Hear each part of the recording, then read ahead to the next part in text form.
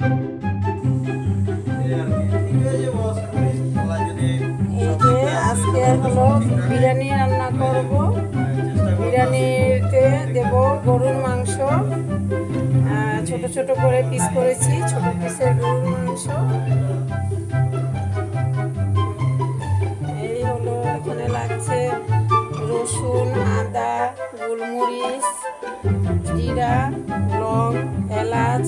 এখানে দিয়েছি সামান্যতম জায়ফল, জয়িত্রী এবং দারচিনি, পেঁয়াজ কুচি, সাথে একটা ছোট্ট বিরিয়ানির প্যাকেট মশলাও রেখেছি। তো আজকে আমি বিরিয়ানি রান্নাটা করব। তাতে আমি আধা কেজি পরিমাণ চাল নিয়েছি, আধা কেজির মতো, হাফ কেজি চাল নিয়েছি, সাথে দেব ডাল সিদ্ধ। এই হলো আমার আজকে উপকরণ। আমি রান্নাটা শুরু করছি। এখানে দিয়ে দিয়েছি মশলা, সবগুলি মশলা বাটা, এবং এখন দিচ্ছি পেঁয়াজ কুচিগুলো দিয়ে দেব। পেঁয়াজ কুচি দিয়ে সামান্যতম লবণ দেব, পরিমাণ মতো লবণ, এবং দিয়ে দেব সয়াবিন তেল। আমি মাখিয়ে রান্নাটা করব। আমার বিরিয়ানিটা আমি একেবারে মাখিয়ে নেব। সাথে আমি দিয়ে দেব বিরিয়ানির মশলাটা। আমি পুরোটা দেব না, অর্ধেক দেব, কারণ বাটা মশলা অনেক দিয়েছি, তাই একটু কম করে দেব। দিয়ে ভালো করে মাখিয়ে রাখবো 10 মিনিটের মতো। ভালো করে মাখিয়ে আমি 10 মিনিটের মতো রেখে দেব, ঢেকে রেখে দেব। তারপরে রান্নাটা বসাবো।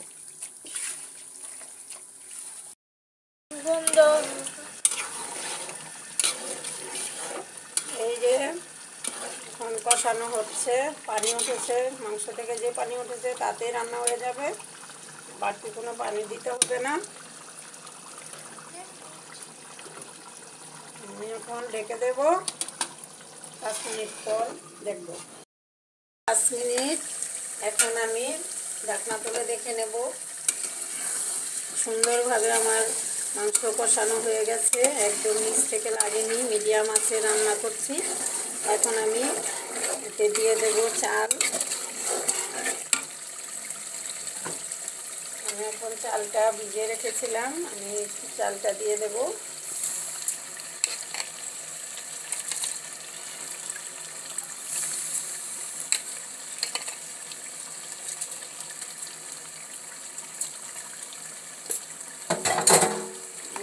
দিয়ে দেব সাথে মুগ ডাল।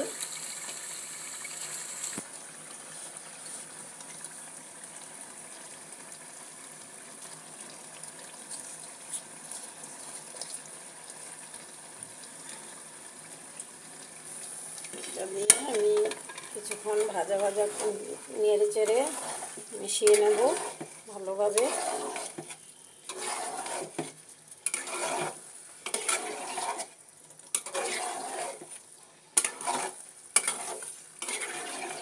যেহেতু আমি মাংসগুলো একটু ছোট ছোট টুকরা করেছি, আমার মাংসগুলো একদম সিদ্ধ হয়ে গেছে।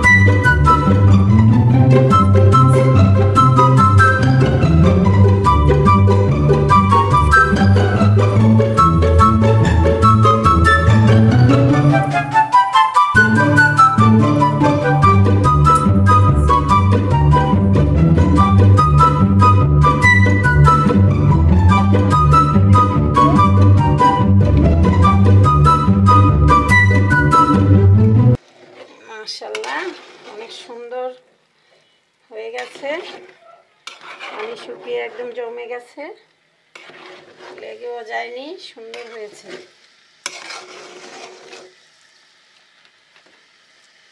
এখন আমি চুলা নিভিয়ে দমে দিয়ে রাখবো 10 মিনিটের জন্য।